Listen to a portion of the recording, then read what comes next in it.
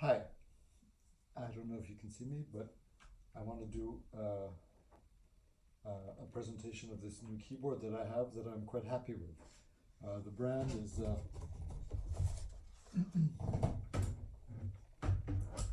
Royal Kluge. Royal Kluge, and yeah, it's a mechanical keyboard. I guess it's got a sort of old-fashioned vibe to it, and it's lit up, and it does a lot of stuff that I don't know yet. The advantage of it is that it's a USB keyboard, so I can plug it into my computer here. So I can use it. Here we can just see an example. Okay.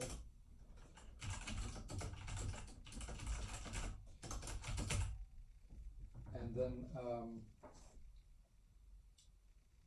it's also a Bluetooth keyboard, so I can use the very same thing. I turn on this switch here. There it is. There's a little animation, and it's on. And now I can use it to type on my phone. Oops. Let's go to the notes.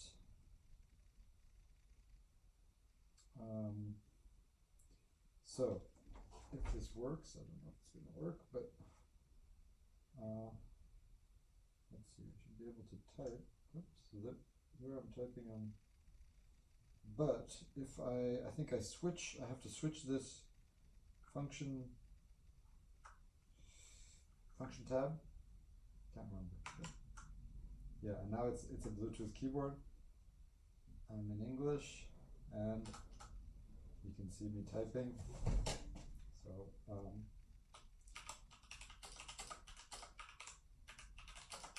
on my iPhone. Yeah.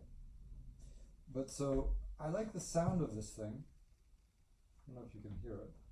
I like that I can use the same keyboard on all my devices. Of course, I use it on my iPad, which I'm recording this video on, so can't demonstrate it.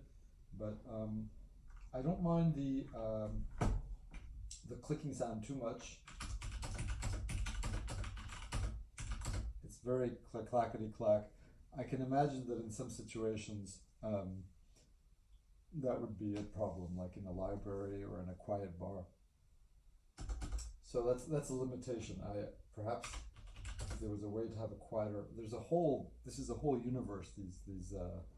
These keyboards, which I've just discovered. This is the cheapest thing. This cost me about $40, 40 euros,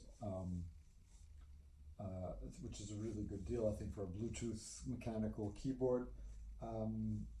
I'll say one thing I don't like about it is there's a little bit, you probably can't hear it, but there's a little bit of a high-pitched sound, like a metallic sound of like the spring or the something in the metal.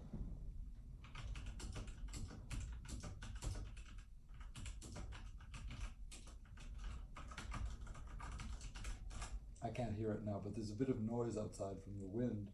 I think in a quiet room I hear it and it bothers me, but maybe I'm just going crazy. Otherwise, it's just really great, and so we'll see how I can get used to it.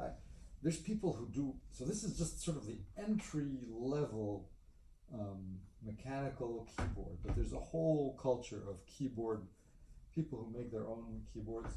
Another interesting thing I discovered is that this is a 60% keyboard compared to this, which is a full keyboard, which has 104 keys or something like that.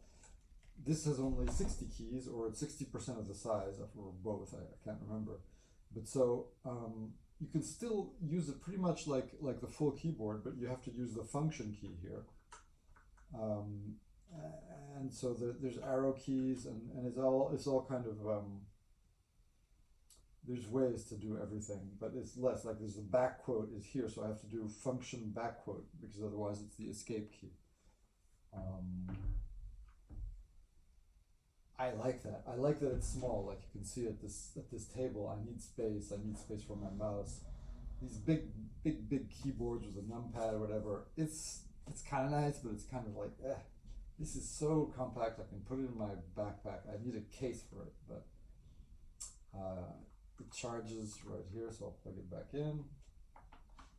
I guess it's still Bluetooth right now, yeah, but then I just switch it back to regular keyboard, and now I'm back on the, yeah. So undo that nonsense. Yeah. Right, so that's about it. That's all I'm going to say about this. It's part of my whole typing thing, writing, typing. I just typed 1,000 words in a cafe in Joe Allen's bar, the bar, American bar Joe Allen near Châtelet. 30 minutes to type 1,000 words on my phone. So this tiny phone just for writing text is perfectly fine. So far I'm really happy, except for that little sound problem. In that case, it was a loud bar, plus I was listening to music part of the time on my AirPods, so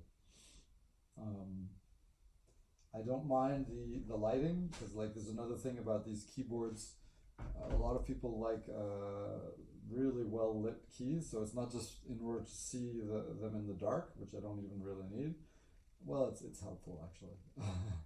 I suppose if you're a perfect touch typist and you know your keyboard by heart, then you don't need it. But the thing is, most gamers, because a lot of this mechanical keyboard stuff is driven not by writers or by nostalgic people or by programmers, but by gamers, because gamers and then they have their own thing, and I don't know anything about gaming, so I won't even try. But in addition to that, so what they like is to have RGB LEDs. This is monochrome. It's this sort of gold yellow color. It's not too bad. I would have preferred white, but yeah, it's yellow. It's okay. Gold. But these gamers, they have RGB, so it's like multicolor, so they scan through all the colors.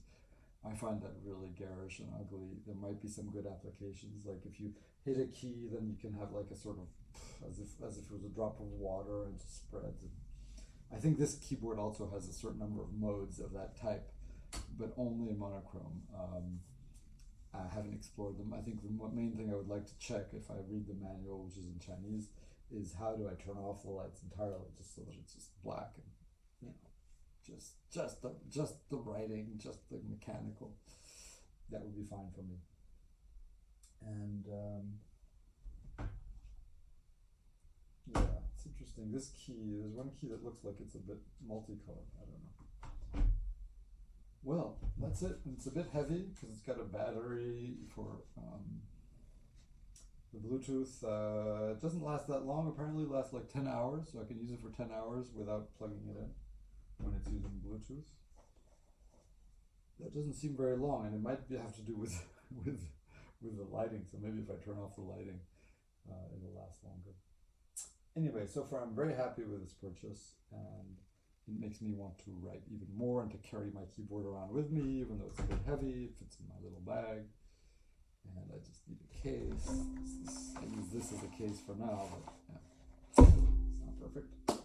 Okay, that's my video.